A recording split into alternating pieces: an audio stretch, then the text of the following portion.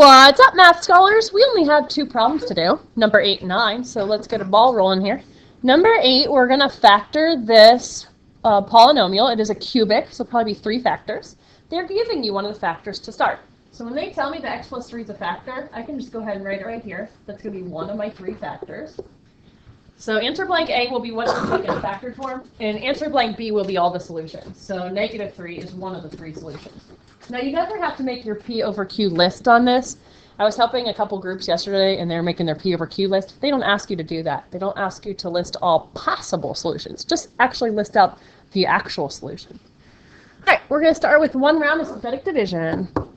Anybody knows what goes in my little box? Very good. It's negative 3 because it's the solution to the provided binomial. All right, do I need a 0 in my setup or not?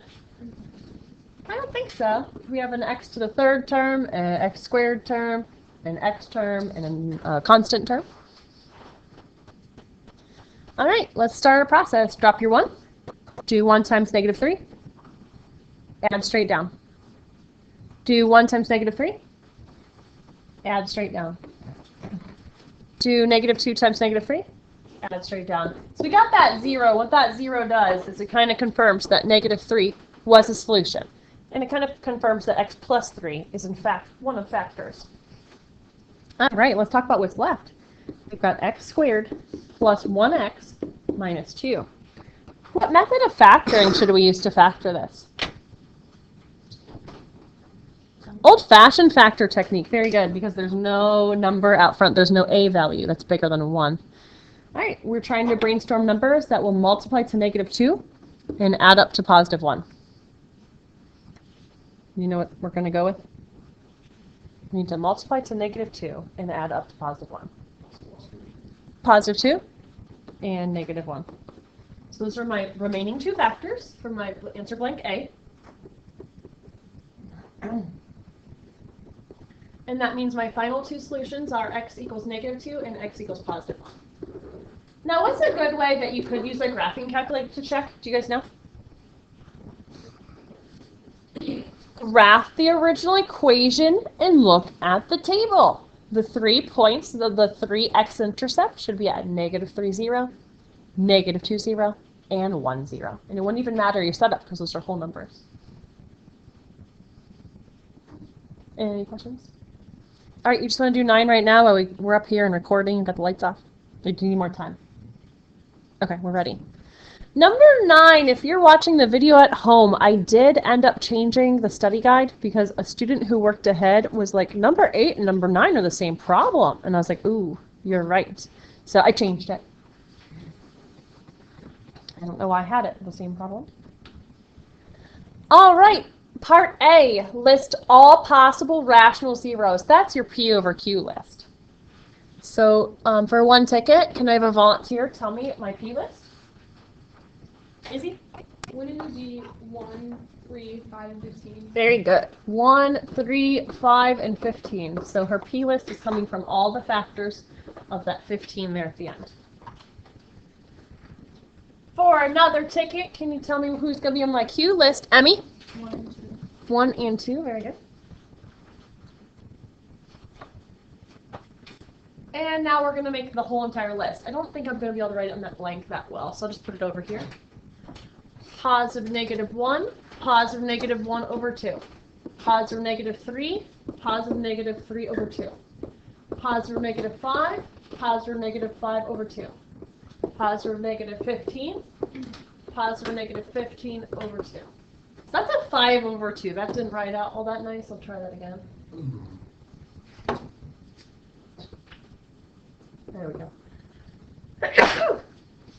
All right, time to get our graphing calculators out and sketch that graph. Let me grab mine.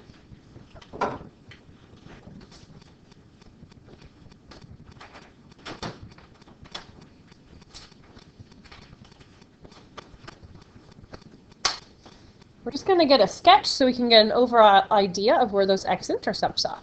2x to the 3rd, I'm thinking this is going to be a snake shape because it's the cubic, plus 5x squared, minus 28x, minus 15.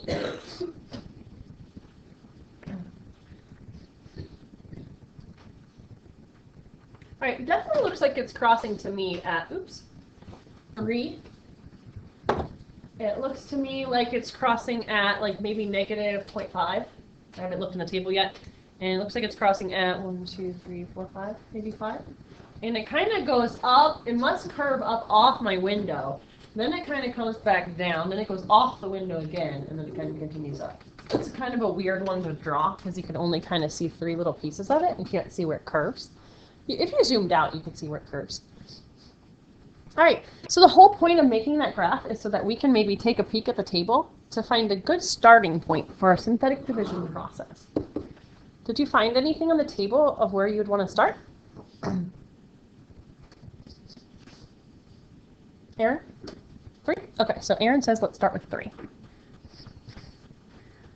That would make my setup a 2, a 5, a negative 28, and a negative 15. If you have not yet, go ahead and synthetically divide that. I'll pause and let you try it. So we drop our 2. 2 times 3 is 6. We add straight down, get 11. That's going to make a 33. Add straight down. What's that, 5? And 5 times 3 is 15. So it works. So thank you, Aaron. That one works. So that just kind of means that x equals 3 is one of those answers. So you're going to list the answers on those answer blanks. Please utilize those answer blanks. All right, now at this point, we've got 2x squared.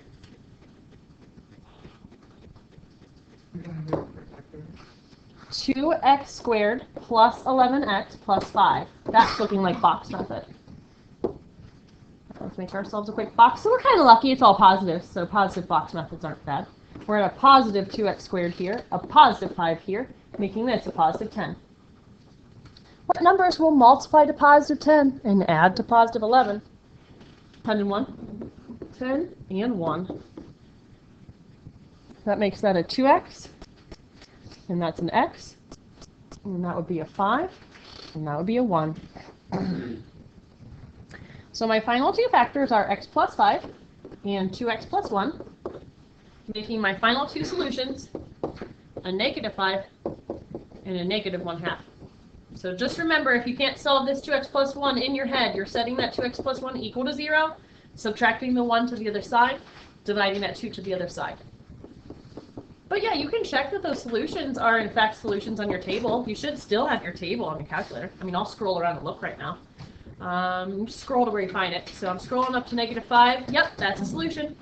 I'm scrolling to negative 1/2. Yep, that's a solution. Just a great way to check your work. Thanks for watching the video. It was only 7 minutes, so hopefully that wasn't bad. If you're still struggling on this stuff, I have so many suggestions for you. Number 1, you can rewatch the study guide videos. Number 2, you can rewatch the lesson videos. Then you could definitely attend a study party. We have one after school today, before school tomorrow. Also, you can try the study party problems on Polaris if you cannot attend the study party because you're just too busy. And then also your textbook. Your textbook is a great resource. You can read each lesson. You can try the problems that they do in the lesson, those example problems. There's a lot of options for you if you're still feeling a little lost. Okay. Have a good day.